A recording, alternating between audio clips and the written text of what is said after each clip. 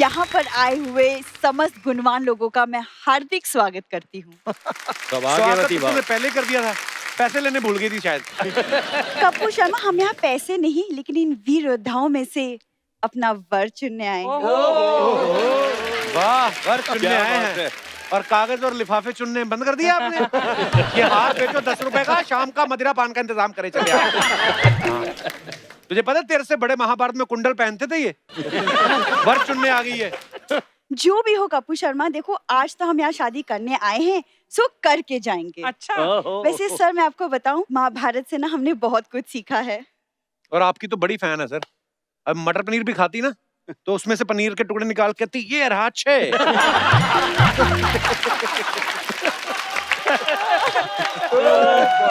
और उसके बाद इसके पिताजी आते हैं, चपाती लेके एक पीस उठा लेते, कहते हैं अब हो गया 5। कपूर शर्मा, भरी सभा में आप हमारा अपमान कर रहे हैं। तो क्या आपको 11 रुपए शॉल देके सम्मानित कर रहे हैं हम? चली जाए, इससे पहले अर्जुन जी तेरी आंख में तीर मार दें। आप दिखने में भी पॉम्फ्रेट लग रही है। Oh my God. तीर तो वो तब चलाएंगे ना जब तुम अपने शब्दों का बाण चलाना बंद करोगे। क्या बात है। वाह, वाह।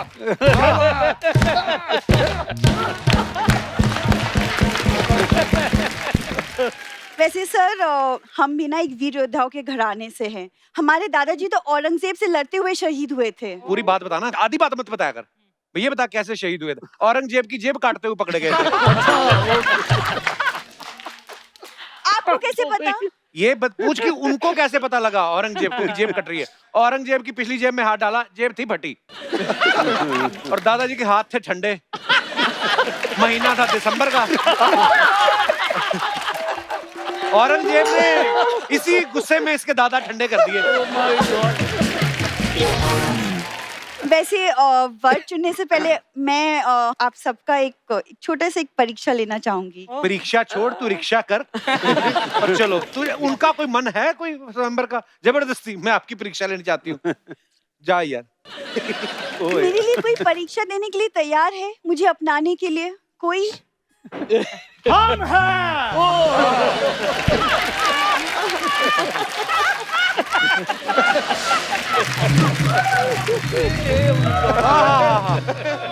वाह, हम हैं यहाँ पर आए हुए वीर योद्धाओं को और रेणु जी को इस वीर योद्धा का छत छत प्रणाम।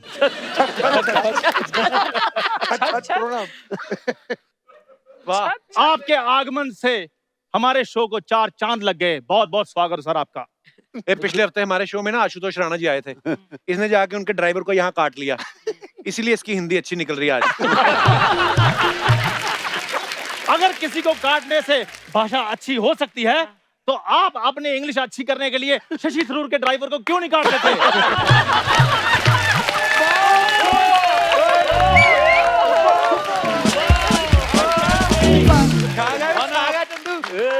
हम आपको ये बता दें कि हम कोई लल्लू पंजू राजा नहीं। हाँ। हम गोदा राज के, कौन से? गोदा वंश के राजकुमार चंद्रपत्तू हैं। महाराज, और ऐसे कपड़े? आप राजा कम किसी लुटी हुई रियासत के बावर्ची ज्यादा लग रहे हैं। खैर, तुम जैसी भी हो हमें पसंद है। ये बताओ, तुम्हें पाने के लिए हम कौन सी परीक्षा दें? तुम परीक्षा छोड़ो, रिक्शे में बैठो और भिक्षा मांगो। ये बात तो कपूर शर्मा पहले बोल चुका है। हाँ, तो कपूर की बोली हुई बात अच्छी तो होती है, ऐसे थोड़ी ना सोनी इतने पैसे देता है उसको। उसकी बातें बोल बोल कर उसके पैसे ना कम करवा देना। खैर, किसी के पैसे पर नजर रखने की कोई जरूरत नहीं। हम बहुत बड़े साम्राज्य के मालिक हैं। कौन सा साम्राज्य? पुनीत सर, ये महाराज फ्लाईओवर के नीचे सोते हैं। तो सोचो फिर, जिसको सरकार ने सर ढकने के लिए फ्लाईओवर बनाकर दिया है वो कितना बड़ा आदमी होगा।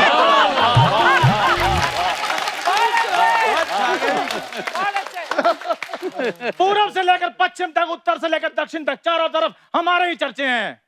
हम तुम्हारे चर्चे बाद में सुनेंगे, पहले तो मुझे तेरी ना कॉस्ट्यूम नहीं समझ आई। महाराज ऊपर तूने रोटियां गर्म करने वाला चिक्कू रखा है, नीचे पजामा तू दादाजी का पहना है। पूर्व पश्चिम की बात है, पहले ये बता पूर्व पश्चिम है कहाँ? ओ भाई साहब, पूरा पूर्व में होता है, पश्चिम पश्चिम में होता है। वो तो पता है, हाथ से बता कि कहाँ है पूर्व, कहाँ है दक्षिण, ये सब बता। छोटी छोटी बातों के लिए हम हाथ नहीं उठाते। और राजकुमारी, हम आपको यह बता दें कि अगर आप हथेली पर दिया लेकर भी ढूंढे, हम जैसा राजकुमार नहीं ढूंढ पाएंगी। दिया छोड़ो, हमने अगर तलवार उठा ली, अब दुनिया में नहीं मिलोगे। बस यही तुम्हारी बात पे बात करना हमें पटने पर मजबूर करता है। यह बताओ कि हम अपने माता पिता को तुम्हारे माता पिता के घर गाली गलौज के लिए कब भेजें? गाली गलौज नहीं, बातचीत के लिए मिलते हैं। नहीं, लेकिन हमें हमारे माता पिता का पता है।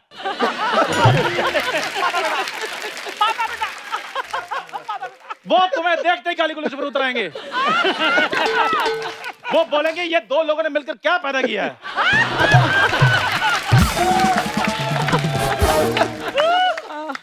अपने आप को देखा है, हमारे राज्य में ऐसा शक्ल होना अपशगुन माना जाता है। बस बात हो गया। इस दुस्साहस का तुम्हें दंड दिया जाएगा। 250 रुपए निकालो। ऐसे ही ये सारा महीना ना घर चलाने के लिए लोगों को दंड दे दे के 250-250 लेता ही। कपूर शर्मा, शायद तुम्हें हमारी ताकत का अंदाजा नहीं है। नहीं है। अभी बीच रास्ते में हमारा रथ खराब हो गया था। अच्छा। किसी से हेल्प नहीं मांगी। हाँ। इन कंधों पे हम उठा कर लाए हैं रथ को। पूरी बात बताना, रथ की चैन उतर गई थी। ये उसी रथ पे सुबह अखबार भी फेंकता है। आपको पता है सोनी चैनल की आधी जीडीपी तो इसकी वजह से गिरी हुई है। ये बात है तो बस पीछे हट जाओ फिर। यहाँ पे आज चंदू भरी सभा में ये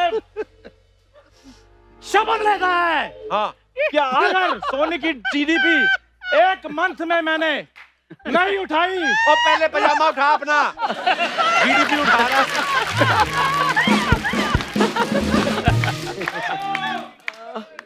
अभी और थोड़ा नीचे गिर जाता, सारा सेंसेक्स दिख जाता। और तुम अपने होने वाले पति पर हंस रही हो। चलो यहाँ से। नहीं, जीजू! चलो। जीजू!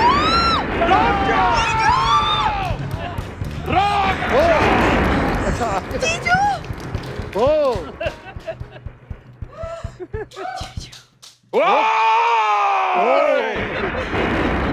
अच्छा तुम हो? ओए कौन हो तुम, सांडों के मदाकनी?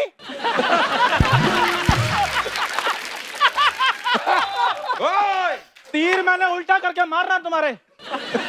गंदी चाय से भी ज्यादा गंदे इंसान। अगर हमारी साली को नैन उठा के भी अगर तुमने देखा ना, तो तुम्हारे नैन नक्श हम बदल देंगे। जीजू, ये चंदू ना मुझे शादी के लिए विवश कर रहा था। ए ढाबा पुत्र चंदू!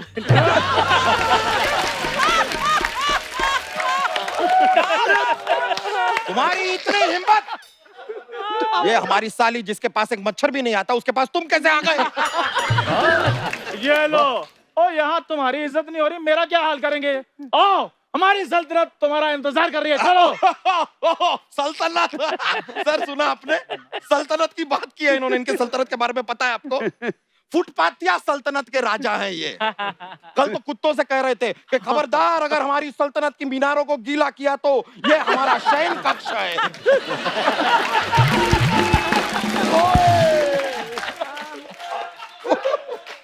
अपना भी तो बताओ ना।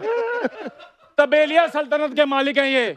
प्रजा के नाम पर भैंसे पाल रखी है इन्होंने। तो इसमें क्या बुरी बात है? क्या बुरी बात है? गुफी जी, गुफी जी आप ही हमको बताइए। जैसे जुझारू राजा होते हैं वैसे हम दुधारू राजा हैं। What problem?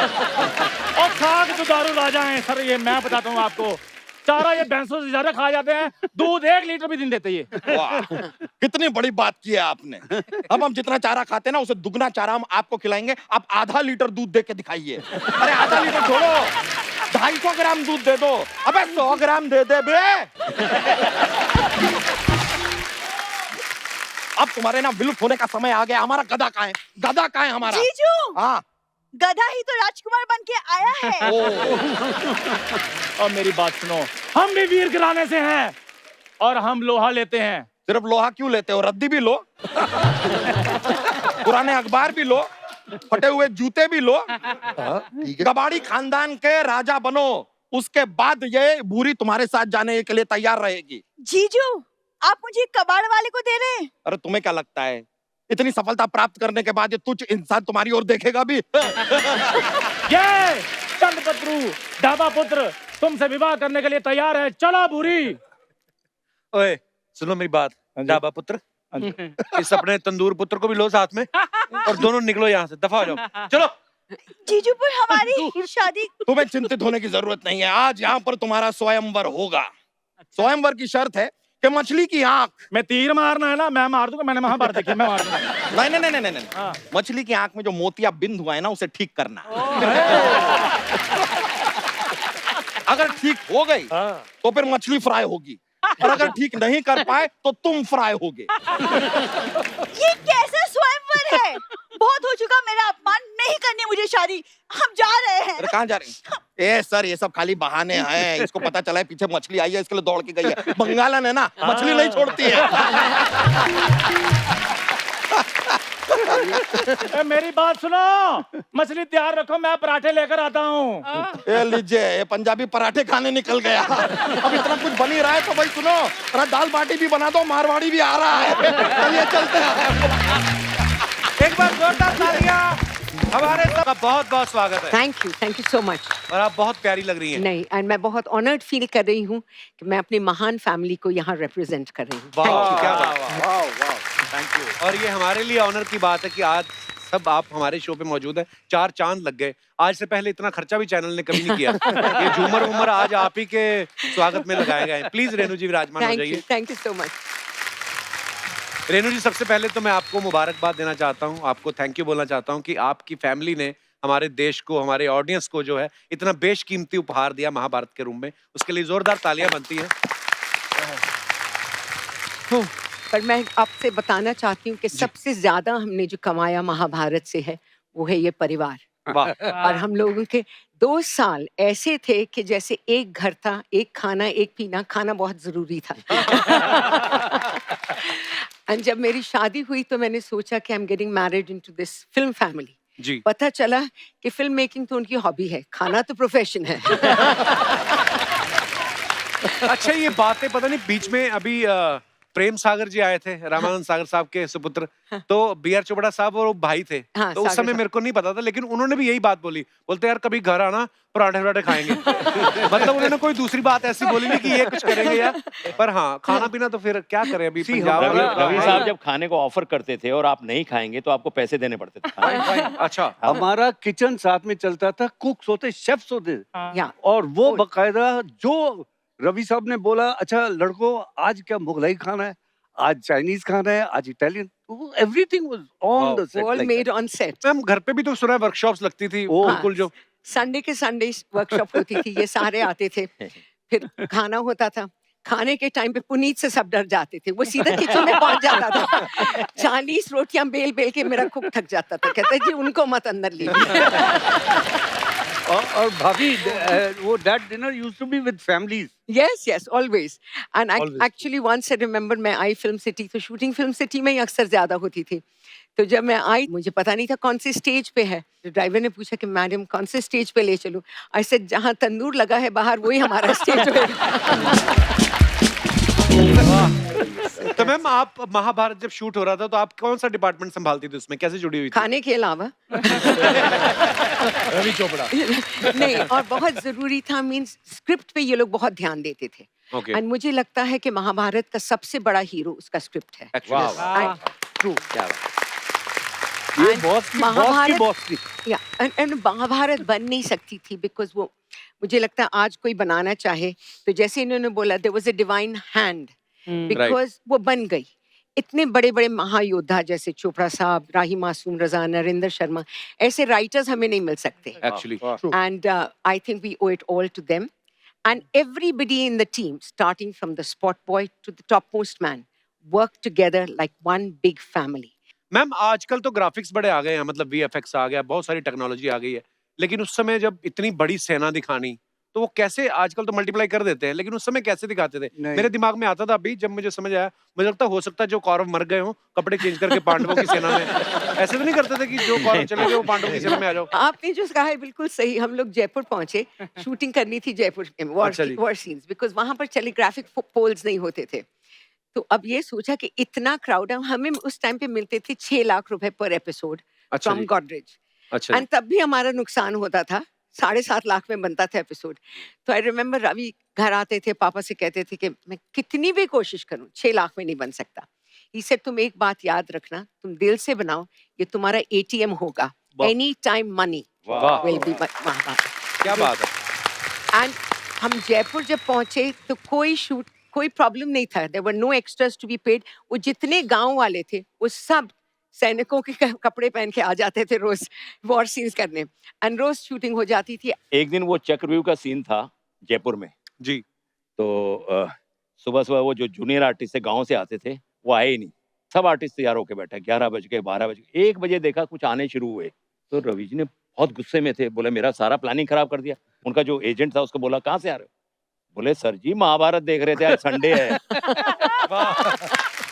महाभारत देख के आ रहे हैं। क्या बात है। मैं आपको एक बड़ा अजीब सा किस्सा सुनाता हूँ। हमारे कैमरामैन थे Wahab. Wahab was a young man, बहुत ब्रिलियंट आदमी थे। तो उसकी बहन की शादी थी। कहते हैं हम लोग वेट कर रहे हैं, बारात नहीं आई, बारात नहीं आई। हाँ, 10 बजे आना था बारात ने, और हम वेट कर रहे हैं, कोई नहीं आई। ये लोग पहुंचे 2 बजे। तो इस वाले मौलवी ने उनसे पूछा, भाई मियाँ इतनी लेट, बारात तो आपकी 10 बजे आनी थी। कहते क्या करें, हम महाभारत देख रहे थे। वाह। ये प्यार था एक्चुअली बोलता महाभारत है के लिए। आप अगर देख रहे थे तो हमें भी बता दिया होता, हम भी देख लेते। वाह वाह, क्या बात है। इसी बात पे मैं आपसे शेयर करना चाहती हूँ। जब हम लोगों ने महाभारत बनाई तो हम लोग उसका स्क्रिप्ट लेके गए तो दूरदर्शन, तो गिल साहब थे वहाँ। तो उन्होंने कहा कि देखो बाकी तो सब ठीक है, पर आप कह रहे हैं आपके राइटर हैं डॉक्टर मासूम रजा, वो महाभारत कैसे लिखेंगे? सो डैड टोल्ड हिम कि महाभारत ना हिंदू है ना मुसलमान है, it is a story of every family. ये जो डिस्प्यूट होती है फैमिली में, हर घर में महाभारत होनी चाहिए, रखनी चाहिए किताब, टू अंडरस्टैंड कि क्या नहीं करना चाहिए। क्या बात। रामायण आपको बताता है क्या क्या करना चाहिए। एंड ही सेड अगर राही साहब नहीं होंगे तो I will walk out, I will not make Mahabharat, because the concept of Samay was Rahi साहब। Yes, एंड अगर समय नहीं होता तो कोई ये कहानी बांध नहीं सकता। वाह वाह, क्या बात है। आज भी मेरे पास बड़े चोपड़ा साहब के 2 पत्र हैं जो उन्होंने मुझे लिखकर लंदन भेजे थे। अच्छा, जब महाभारत का रीटेलीकास्ट हुआ मेट्रो चैनल के ऊपर, जी। तब मैं यहाँ पर नहीं था, मैं लंदन में रहता था। तो उन्होंने एक दिन मुझे पत्र आया, बीआर फिल्म से पत्र आया। तो मैंने खोल के देखा, उसमें उन्होंने लिखा था कि जब पहली बार महाभारत बन रही थी तो मुझे तुम्हारा कंट्रीब्यूशन समझ में नहीं आया, क्योंकि देखने का पूरी तरह से समय ही नहीं मिला। वाकई। आज रीटेलीकास्ट में देख रहा हूँ, थैंक यू वेरी मच। वाह। ये जो डायलॉग्स हैं राही साहब के, आज भी कानों में गूंजते हैं। मैं और भाभी कई बार ये बात कर चुके हैं कि पूरा 10-15 दिन बैठ के केवल एपिसोड्स को देखने की इच्छा मन में होती है, एक साथ। वो एक साथ देखने का समय ही नहीं मिल रहा है। पर आप देखिए कि लोगों के दिलों में कितना छाया हुआ है महाभारत। आज भी जब लॉकडाउन शुरू हुआ जी, तो लोगों ने गवर्नमेंट को लिखना शुरू कर दिया कि रामायण और महाभारत जो है वो दोबारा शुरू किए जाएं। उन्होंने किए भी, और वापस से उसकी बहुत बड़ी popularity। अच्छी रेटिंग आई उसकी। Yes। क्या बात है यार, वाह। बिल्कुल। पहले जो है महाभारत की वजह से लॉकडाउन होता था, अभी लॉकडाउन की वजह से महाभारत। हमारे पास कुछ पिक्चर्स हैं सर, जी। आपको दिखाना चाहते हैं, कुछ यादें ताजा की जाएं थोड़ी। वाह वाह, ये आपका फैंटास्टिक, यू वाह are so sir. Good. Arjun sir वैसे लड़की भी होते तो बड़ी हॉट होते आप। तो मैं आपको नहीं छोड़ता बे। नेक्स्ट। वाह वाह, मजा आ जाता था ऐसे। जम्बूरी मैदान।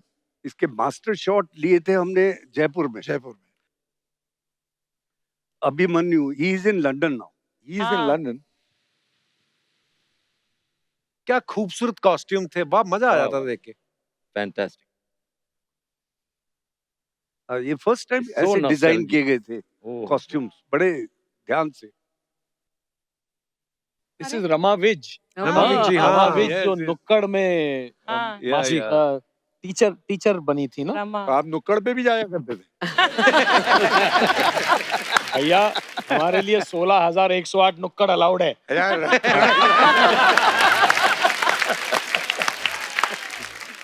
और भी हैं कुछ पिक्चर्स। ओ ये अर्चना जी, अर्चना जी, ये क्या हो रहा है? आपके साथ ये क्या हो रहा है? ये आपने 16,108 वाली बात सीरियसली तो नहीं ले ली? पीछे कौन है? ये पीछे कौन है? मैं वही तो देख रहा हूँ, ये कहाँ की पिक्चर है? This is me. न्यूजीलैंड में हम दिस इज न्यूजीलैंड की फोटो अपनी। ओके। दिस इज जून 1991। हम न्यूजीलैंड गए थे एक शो के लिए। बिल्कुल। 20-25 साल हो गए यार। ये आप ही हैं, आपकी छोटी बहन है। मैं ना आप सबके आने से पहले भी कह रहा था, मैंने कहा अर्चना जी आज महाभारत की स्टार कास्ट आ रही है, तो मन में कोई गिला शिकवा नहीं रखना कि दुर्योधन जी आए। आपको मना कर दिया था दुर्योधन के रोल के लिए, तो आपको मिल गया। तो पर कितना वो आपकी मोहब्बत, प्यारी प्यार, पुरानी दोस्तियां, पर बड़ा मजा आया यार। जोरदार तालियां होनी चाहिए। We would have preferred